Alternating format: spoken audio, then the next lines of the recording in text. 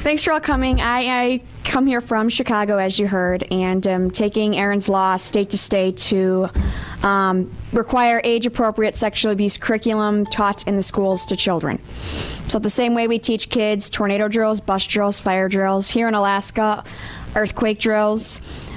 We do stranger danger with children. I got it every year in school. And, was trained, don't go look for the lost puppy, don't take candy from the stranger. And that's the one message every parent sent home with their kids is talking about stranger danger, when 93% of the time, kids are being abused by someone they know and trust. Yet that's a subject we fail to talk about with kids.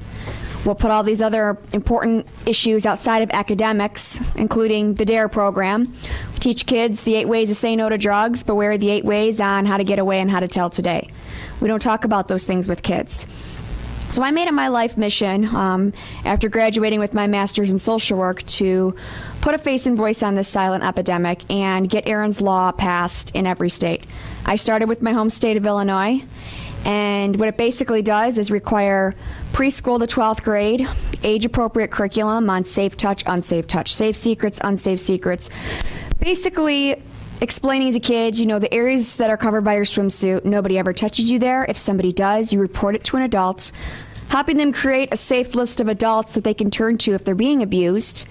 And because often there are some kids that do turn to mom and say, Mom, this is what stepdad's doing, and moms don't want to believe it. Or they'll hush the kid, and the kid won't come forward again until they're adults. So it's encouraging kids to keep telling that they will be believed, giving them that message.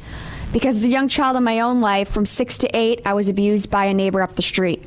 The only message I was getting from this man, who was my best friend's uncle that lived in the home, was, this is our secret. You don't tell anybody. I know where you live. I'll come get you. So this went on from 6, 7, 8. I displayed all the signs of a kid that was being abused, but while they poured all the resources into me, giving me an individual education plan in the schools for behavior and emotional problems, they held me back. They basically went long measures with me as a kid, but didn't ask those important questions. And I moved at 8.5 years old to get away from this man. Only by moving, getting that much closer to the next perpetrator in my life. Wasn't that stranger I was continued to be warned about.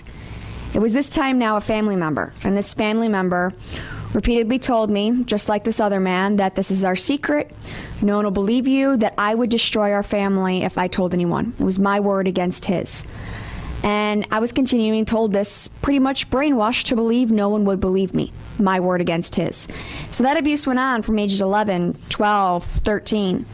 Didn't discuss it, didn't tell anybody, kept it a secret. Once again, the red flags are there. They blamed it on other things.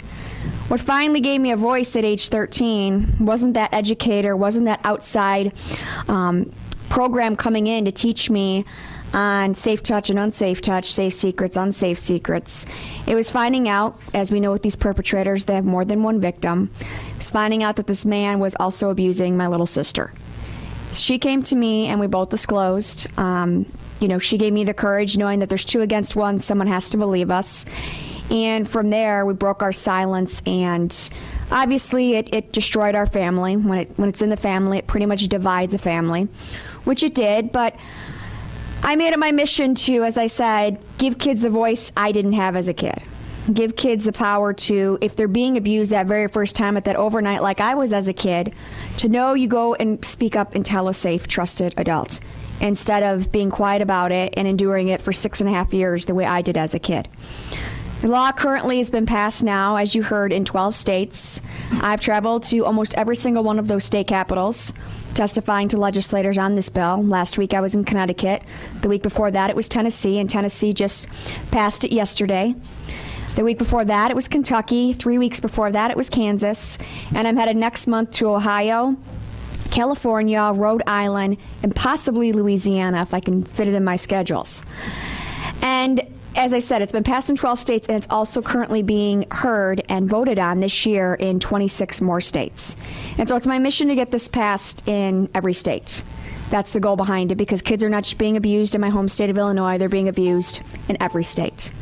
So I'll just leave it at that. If you guys have any questions for me about, about the law, the language of it, what it will do, besides just educating the kids, it will educate the educators and train them on the proper ways to handle a child that discloses abuse, because often they don't handle it the right way. It'll also give educators and staff in the schools the warning signs to look for that were missed when I was a kid.